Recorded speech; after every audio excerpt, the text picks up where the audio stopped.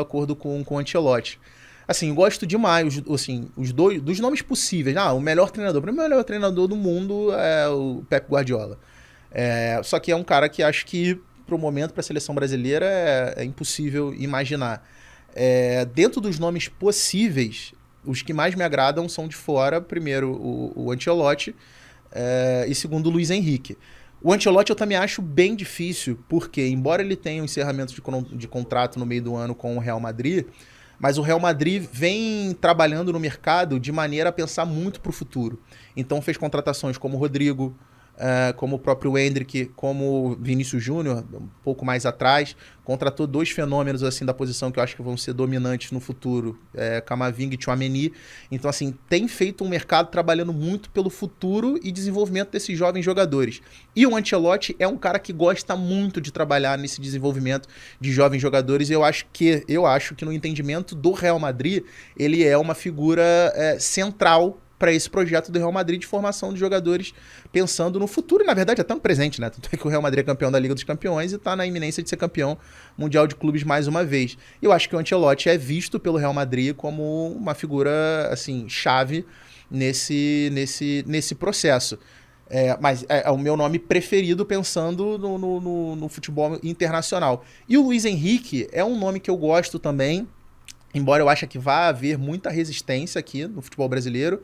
Primeiro, pelo resultado, aqui, de maneira geral, o brasileiro, e aí eu coloco a gente nesse bolo também, como gosta de dizer o Barreto, vocês da imprensa, é resultadista, e o último resultado do Luiz Henrique não é um resultado satisfatório, que é a eliminação precoce na Copa do Mundo com a seleção espanhola. Mas acho que é um treinador que também tem um entendimento muito interessante desse trabalho com jovens, que já teve muito sucesso como treinador, por exemplo, do Barcelona, e vinha promovendo uma renovação muito interessante na seleção espanhola, tendo muito menos recurso, na minha visão, do que a gente tem aqui no futebol brasileiro. E é uma renovação que a gente vai precisar fazer também. A gente fala de nomes que foram importantes na última Copa do Mundo, que provavelmente não estarão nesse próximo ciclo. Podem até participar de maneira a fazer essa passagem de bastão, mas é que a gente não imagina na próxima Copa do Mundo. E a gente acabou de citar a quantidade de jovens jogadores que o futebol brasileiro vem desenvolvendo, que o futebol brasileiro tem revelando. Eu acho que o Luiz Henrique seria um nome também muito interessante, pensando também por esse viés, sem contar o entendimento que ele tem do jogo, de metodologia, que isso daí eu acho que já é absolutamente conhecido, mas acho que teria muita resistência, não só do público de maneira geral, da torcida, mas caso um acordo que aconteça, eu prevejo aí embates bem interessantes, principalmente com a nossa imprensa, porque o Luiz Henrique, assim, não é um cara muito fácil, não tem uma relação na imprensa espanhola, por exemplo. A gente viu aí, ao longo de toda a passagem dele na seleção espanhola, vários desentendimentos. Não, você estava falando aí do Luiz Henrique, e nomes que não vão participar do próximo ciclo, eu já consigo imaginar um assim, claro, Thiago Silva. Não é zagueiro para jogar mais uma Copa. Não... É o principal, assim. Acho que é um pilar. Eu acho que hoje o Brasil tem 3 pilares, assim, por idade e por talento. Marquinhos, Casemiro e Neymar. O cara conseguir montar uma equipe ao redor desses 3 para um ciclo forte na Copa dos Estados Unidos, vai muito bem. E vai ser a cada dia mais difícil encaixar, ao meu ver, até o Neymar. Não tô falando que é difícil jogar do lado do Neymar, porque para mim, Neymar, Cristiano Ronaldo, Messi, são caras assim que fazem o jogo ficar fácil. Mas hoje em dia é muito mais difícil você encaixar o Neymar do que era 2 ciclos de Copa atrás. Que é cada vez mais um Neymar sem explosão. É um Neymar que vai se descobrindo como um camisa 10, e você precisa montar exatamente isso, um time para correr para ele. Ele vai participar, vai te ajudar, mas você vai precisar montar uma equipe, uma estrutura que funcione. E acho até que foi aí, uma opinião muito particular, o erro do Tite na Copa agora. Porque ele jogava com um esquema ele fez isso também na Copa de 2018. Ele jogou e treinou aquele esquema exaustivamente para chegar em cima da hora da Copa e mudar. No Brasil, na Copa de 18, ele mudou peças. Nessa ele já mudou o esquema. Foi um Brasil, ao meu ver, até engessado contra a Croácia. Um Brasil com aqueles 4 atacantes, o Neymar por ali. Eu acho que ele precisava de mais mudanças e acabou não fazendo. E muito porque ele também não tentou encaixar o Vinícius Júnior quando precisava, né? Porque todo mundo sabia que o Vinícius Júnior ia chegar voando na Copa. Pelo visto, só o Tite que não se ligou que ia ter que encaixar Neymar, Vinícius Júnior e todo mundo. Assim, em comparação com a Copa de 2018, eu até acho que o Brasil nessa Copa do Mundo agora tinha, assim, muito mais variações, muito mais repertório. Tô contigo. Em relação àquele time de 2018. Aquele time de 2018 eu concordo, era um time mais engessado. Mas assim, nessa Copa de 2022, de maneira geral, eu até, depois da Copa, a gente estava fazendo um balanço, se eu não me engano, no Troca de Passes, no programa da casa. Eu falei que, tecnicamente, eu achei que a Copa deixou um pouquinho a desejar. Eu imaginava mais tecnicamente, assim, eu percebi... Em geral também. Né, de maneira geral, assim, eu percebi que, na minha compreensão, tá?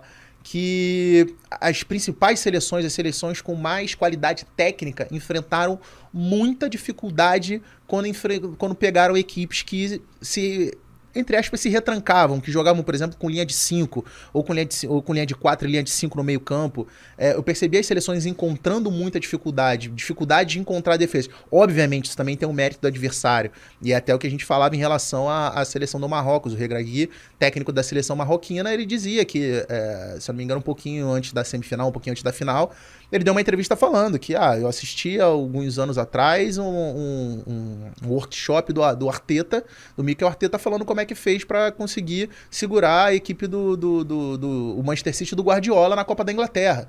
Então, assim, hoje esse conhecimento, ele vai, obviamente, o cara tem acesso a esse conhecimento, ele encontra isso em algum lugar, e aí ele vai levar isso para trabalhar aquele conhecimento dentro da perspectiva e dentro do que ele tem ali para trabalhar na mão dele. Mas assim, hoje o conhecimento ele é absolutamente espalhado pelo mundo afora. Então você tem isso, você tem um técnico de uma seleção sem tanta expressão, embora venha desenvolvendo grandes jogadores, mas sem tanta expressão no futebol mundial, cara, o técnico ele tem acesso ao máximo do futebol mundial, que é o Mikel Arteta com o Pep Guardiola, e ele consegue levar aquilo ali e desenvolver para a seleção dele, entendeu? Então assim, eu acho que isso é o fantástico do futebol. E hoje cada dia mais tem mais jogadores jogando na Europa, né? Então esse cara já tem esse contato também muito próximo. E é uma se a gente for pegar para comparar o futebol de seleções com o futebol de clubes, a gente vê que tem uma inversão absoluta. Enquanto no futebol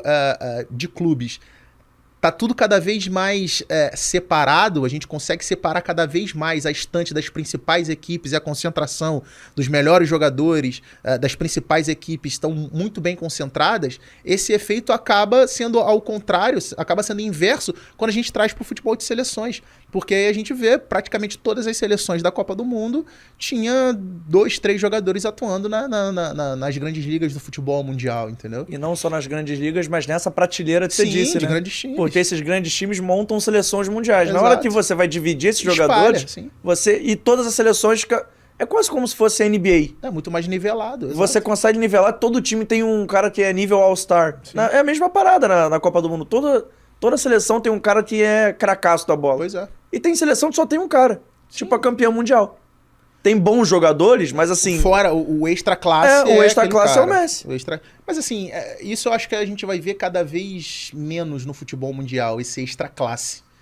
Esse cara, o Messi, o Ronaldinho Gaúcho, o Zidane, eu acho que a gente vai ver cada vez menos no futebol mundial, porque eu acho que a gente vive uma era, e aí eu acho que tem o lado bom e o lado ruim, eu acho que a gente vive uma era já há algum tempo de um futebol cada vez mais coletivo e menos individual. Então, e eu acho que isso talvez tenha interferido, uma opinião minha, eu acho que isso talvez tenha interferido também no futebol brasileiro durante muito tempo. Que eu acho que a gente ficou durante muito tempo deitado em berço esplêndido em cima das 5 estrelas dos campeonatos mundiais que a gente tem. E a gente acho que demorou para entender esse desenvolvimento, essa mudança da forma de jogar futebol. E o futebol é muito dinâmico. Se a gente for pegar para ver, até mais ou menos ali 2006, eu acho, a gente tinha... A Copa do Mundo, ela era praticamente o marco das grandes revoluções do futebol. Por quê? Porque a globalização, esse desenvolvimento, a forma com que a informação gira, até aquele tempo ali, ainda era muito menor do que é hoje, por exemplo, que acontece de cada vez mais rápido.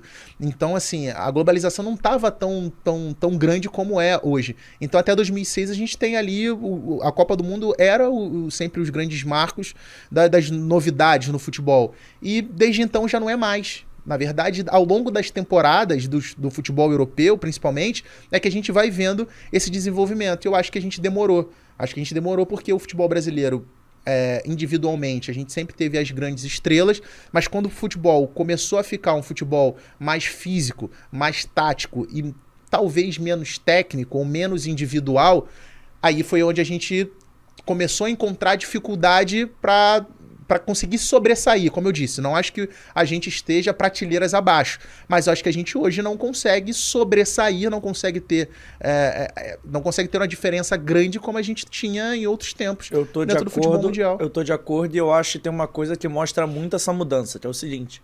Antigamente, os caras que a gente citou agora, Messi e Cristiano Ronaldo, no início de carreira, eles sabiam bater em gol, faziam gols, mas eram caras construtores. Eu acho que a próxima geração do futebol vai ser a geração de finalizadores. A gente já consegue ver isso com o Mbappé, já consegue ver isso com o Haaland. O Mbappé é ruim de bola, não. É muito bom de bola. Mas o que mais caracteriza o Mbappé é a velocidade pro cara chegar em gol e bater. Aquele facão do Mbappé é mortal. A gente vê o Messi e o Neymar construindo muito pro Mbappé. E pouco, de vez em quando, o Mbappé não é um cara que joga muito atrás. Ele não consegue voltar tanto. O Haaland é a mesma coisa. É um cara dentro da área letal. E eu acho que isso é cada vez mais procurado pelos times.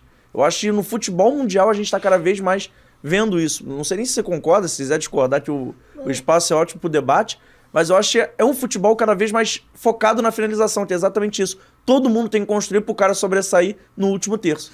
Assim, eu acho que, não sei se mais focado na finalização. Eu acho que acaba dificultando, acho que a gente passa a ter jogos mais, principalmente quando a gente pega uma equipe de muito alto nível contra uma outra equipe de muito alto nível. Normalmente são jogos bastante truncados, porque são equipes que são especialistas nisso que eu falei em relação ao espaço. São equipes que atacam bem o espaço, mas que defendem bem o espaço, que controlam bem o espaço.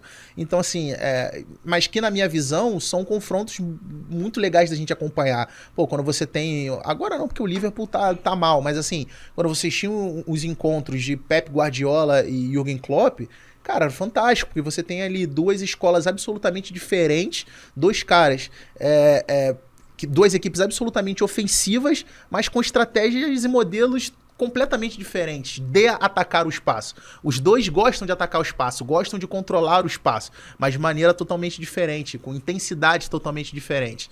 Então, assim, eu acho que o futebol brasileiro demorou para entender essa mudança, por exemplo. Pô, meus bonitos e bonitas, acabou o corte agora, mas calma, fica tranquilo, tá vindo mais muita coisa por aí no Fora do Jogo Podcast, pra você não perder nada, é muito simples, muito fácil. Você se inscreve aqui no canal, ativa o sininho da notificação e curte as nossas redes sociais, @Fora do Jogo Cast, no Twitter e no Instagram. Vem que a gente tá esperando você.